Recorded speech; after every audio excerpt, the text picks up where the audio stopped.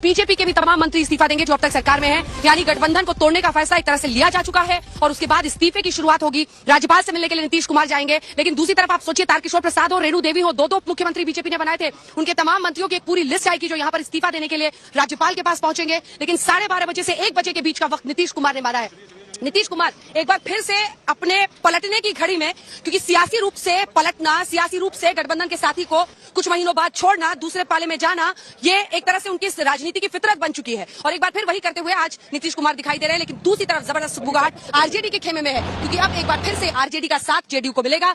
BJP के खेमे में क्या इस वक्त चल रहा है, जल्दी से चलते हैं हिमांशु के पास।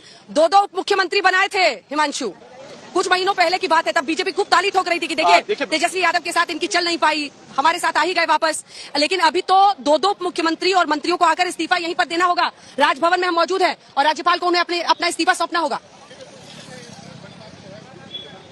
देखिए बिल्कुल दोनों उप मुख्यमंत्रियों को इस्तीफा देना होगा और उनके साथ 14 मंत्रियों को भी जो है अंजना इस्तीफा देना होगा राजभवन में। लेकिन सवाल यह है कि अगर कोई मंत्री या उप मुख्यमंत्री इस्तीफा देता है तो वो मुख्यमंत्री को भेजता है, मुख्यमंत्री जो है वहां से उस इस्तीफे को रिकमेंडेशन करके राज्यपाल के पास भेजते हैं कि इन मंत्री को जो है बर्खास्त कर दिया जाए या हटा दिया जाए। लेकिन भारतीय जनता पार्टी ने पहली बार इस तरीके की रणनीति की है कि सीधा जो है राज्यपाल को ही अपना इस्तीफा देने जा रही है। तो कहीं ना कहीं भारतीय जनता पार्टी अब बैकफुट पर है। अभी तक भारतीय जनता पार्टी ये देख रही थी, वेट एंड वॉच के मूड में थी कि क्या नीतीश कुमार फैसला लेंगे। लेकिन जिस तरीके से पिछले 2 दिनों के अंदर घटनाक्रम बदला है, उसके बाद जो है ये भारतीय जनता पार्टी के लिए एक तरीके से कहा जाएगा कि बहुत सोचने वाली घड़ी है कि 42 विधायकों चुनकर आए थे जेडीयू के और उसके बाद भी नीतीश कुमार को उन्होंने मुख्यमंत्री का पद दिया। भारतीय जनता पार्टी के तमाम नेता ये कहते रहते थे कि बड़ी पार्टी हम है और सरकार के कामकाज को लेकर जिस तरीके से टीका टिप्पणी करते थे वो कहीं ना कहीं नीतीश कुमार को गवा गुजरा था। और फिर उसके बाद पिछले ही सप्ताह जो है अमित शाह, जेपी नड्डा यहाँ आए थे। भारतीय जनता पार्टी के जितने मोर्चे हैं उनकी एक संयुक्त कार्यकारिणी की बैठक हुई। वहां जेपी नड्डा ने कहा कि भारतीय जनता पार्टी के सामने कोई भी रीजनल पार्टी किसी भी राज्य में टिक नहीं पा रही है। ये बात कहीं ना कहीं अंदर खाने जो है वो नीतीश कुमार को धर कर गई। और उसके बाद गृह मंत्री अमित शाह ने भी एक बैठक के अंदर ये बात कही थी कि देखिए 2024 पे फोकस कीजिए, 25 को लेकर जो भी फैसला होगा वो पार्टी तय करेगी, कब लेना है, समय पर इंतजार करना चाहिए। और यही कारण है कि कहीं ना कहीं नीतीश कुमार को ये सारी बातें अंदर खाने पता चल गई। और इसीलिए कल ललन सिंह भी कह रहे थे कि उनके पास पूरे सबूत है। तो मुझे लगता है नीतीश कुमार की तरफ से या जेडीयू की तरफ से जो है ये प्रेस कॉन्फ्रेंस की जाएगी और कुछ ऑडियो टेप जो है वो शायद दिखाए जा सकते हैं कि देखिए किस तरीके की जो बातचीत है वो आरसीपी सिंह के साथ चली थी। आरसीपी सिंह के ऊपर पहले भी आरोप लगे थे कि उन्होंने कुछ विधायकों की बैठक बुलाई थी जब राज्यसभा में उनको उम्मीदवार नहीं बनाया जा रहा था, तब उन्होंने कहा था कि बगावत की जा सकती है। लेकिन मामला वहां पे नहीं सफल हो पाया था आरसीपी की तरफ से। और इसीलिए अब की बार जब नीतीश कुमार भारतीय जनता पार्टी के साथ अपने संबंध विच्छेद करने जा रहे हैं तो बलि का बकरा जो है